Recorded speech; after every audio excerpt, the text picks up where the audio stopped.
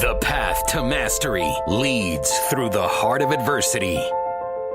Challenge is the raw material from which courage and strength are forged. Warriors are not defined by events. Warriors define them. Warriors conquer themselves before all else. Warriors are relentless in their service to others. Join us as we open our hearts and hone our minds to a razor's edge. It doesn't matter how slow you go, only that you do not stop. Your time is now. And now your host, Jason McKenzie.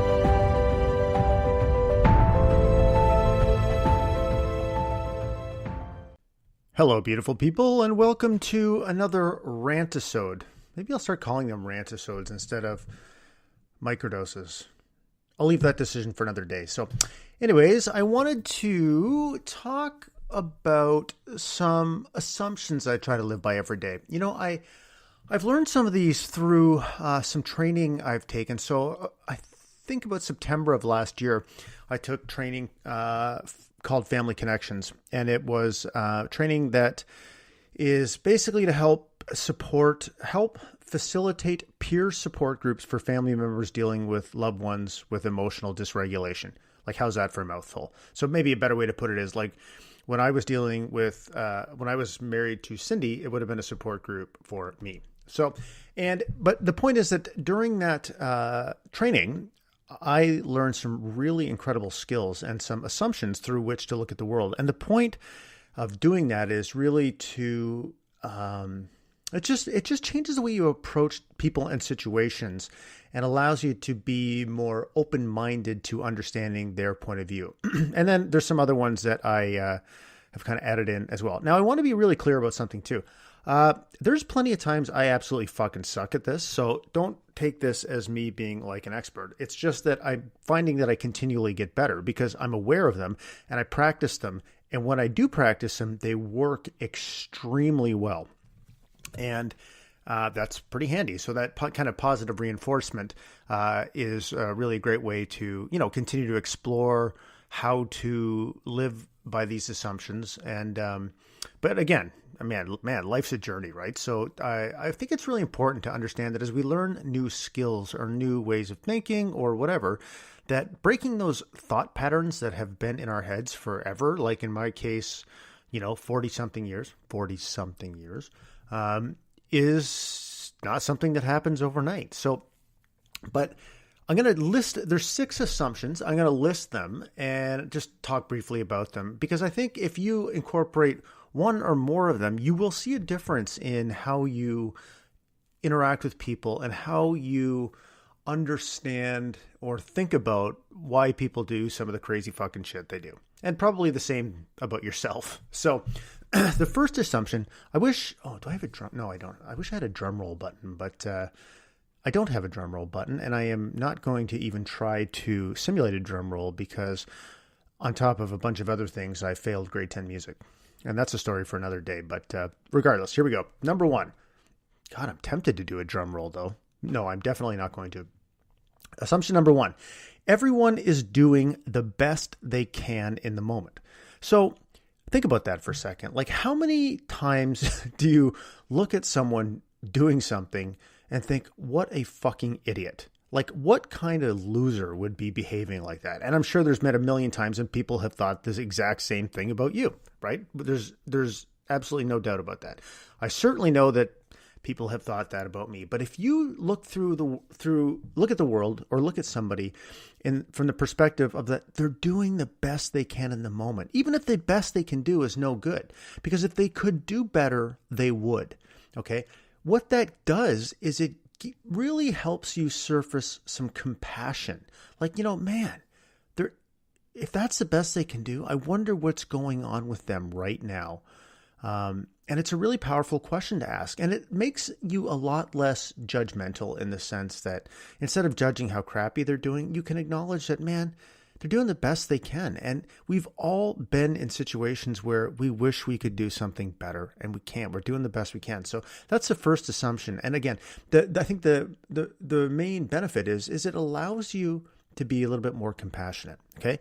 The second assumption is the things people are doing make sense to them, even though they might make no fucking sense to you whatsoever. Because people typically do things that make sense. So let me use Cindy as an example. And it doesn't have to be somebody that's like all emotionally dysregulated or the victim of some kind of trauma or anything like that. So let's say like there was times where she would absolutely freak out on me about something. And, you know, I looked at it like, oh my God, what you're doing makes zero sense because you're crazy.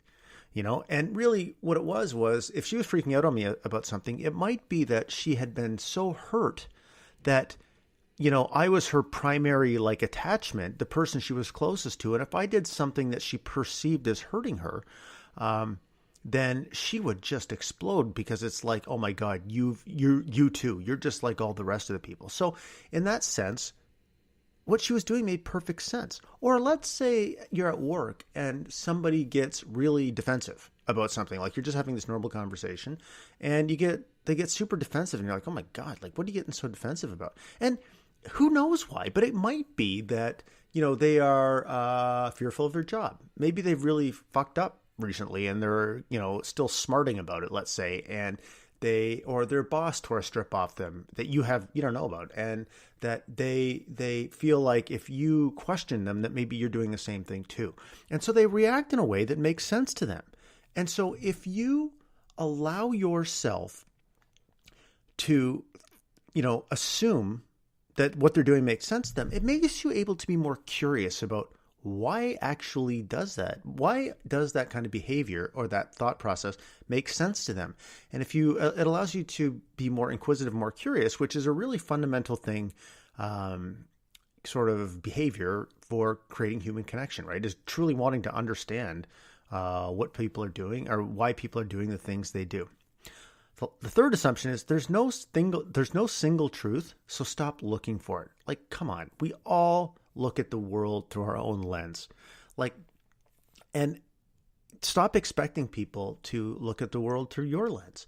Try to understand why they're looking, try to understand what it's like looking at the world through their lens, because we so often think of things in terms of black and white, in a very binary way. Like, you know, there's truth and lies. There's black and white. There's winners or losers. But there can be two truths. Like two truths can both, like two different perceptions can both be true at the same time. That's obvious. I mean, so if you start assuming that, yeah, you know what, my version of the truth isn't the only version of the truth, and somebody else's version of the truth may very well be as equally valid as mine, or it's as equally true to them as their truth is to me, then it allows you to build sort of an emotional bridge to that person and try to understand the similarities in your unique truths, or the opportunities in your unique truths, or the differences in your unique truths, and how to bridge them. Okay. The next one is super important. Interpreting things in the most benign way possible is helpful. So we had a call in our mastermind group. We were talking about this in our mastermind group, and I'll give you a very good example. So guy in the mastermind group, you know, is really wanting to deepen his relationship with his wife. She has a tendency, I think she's dealing with some pretty severe emotional dysregulation. Maybe she suffered from trauma, or honestly, maybe it's just this particular guy's point of view, whatever. The point is, though, that one of the things that he said was, you know, whenever we get in an argument, she freaks out and she just fucking tries to hurt me. Okay, so if you assume that what she is doing is trying to hurt you, you're done. You're not going to, like, if I am dealing with a person, I think they're actually trying to hurt me. Like, I'm not going to want to interact with them. I'm not going to want to understand them. But what if you interpreted things in a more benign way? Because you actually don't really know what's going on a lot of the time. So maybe another way of looking at it is, you know, like she's really dealing with some profound stress from something that she experienced that she hasn't healed from. Or, God, maybe she had a shit day at work.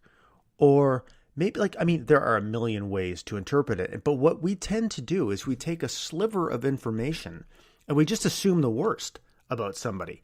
And that just closes doors, puts up barriers, and is very, very isolating and does not in any way foster human connection. And I want to say like about all these things, they're not easy. Okay. These are not easy things to do, especially if you are in the middle of like an argument or you have somebody who's like, you feel like is attacking you, but they are skills that you can learn and you got to practice them over and over and over again. So I'll tell you like a story from my own personal situation. Like, so Tanya can have this, she's German, right? So my beautiful, amazing wife who's upstairs making this amazing roasted cauliflower right now. I love you, babe. She is German, right? Germans have this way of like just telling you like it is, man. And so she can be, and they also have this way, and I'm not trying to stereotype an entire race, but I'm stereotyping an entire race or ethnicity. So, so basically, you know, she can be very, if she's explaining to me how I could do something better, she can be fairly, let's say, direct. Okay. And so I can look at that two ways. And this is a perfect example of interpreting things in the most benign way possible. So the one is, fuck, she's critical. Like, and God, I'm so sick of it. And I don't want to listen to her. Another way is, you know, she really believes in my capabilities as a human being. And she wants to help me in her own way be better. Right? And so which one of those two ways is a better way of looking at it for fostering a relationship? If I can look at it the second way, I'm going to be much more receptive to the wisdom and the insight that she actually has to say. And there's always a lot of it in there. But again, it's not easy because our immediate defense mechanisms and thought patterns, all those, you know, kind of take over. Our ego takes over. But I don't need to change her. I can't change her. I can only change me. And if I just make a conscious choice to change the way I look at the situation, it allows me to, it's like a flower blooming or something. It allows me to uncover the inherent goodness in the message that she's delivering, right? Okay, so that's number 4. Number 5 is curiosity is the opposite of anger. Very important, right? So instead of somebody like being upset with you or you disagreeing about something, instead of getting pissed about it, be curious. What's going on with this person to cause them to be this way? What was it that I actually did that might have caused this? So I'll give you an example. So I made some, some of you may have listened to that last podcast episode I did about Cindy, trying to tell it for her point of view. So, you know, there's some people that have called me out on YouTube and basically saying, you know, you killed your wife and you've got her blood on your hands, you selfish, you know, narcissistic prick. Some of that stuff may be true. The narcissistic, selfish prick, who knows? But so there's two ways to look at that. The first way might be, you asshole people, how dare you say something like that, blah, blah, blah.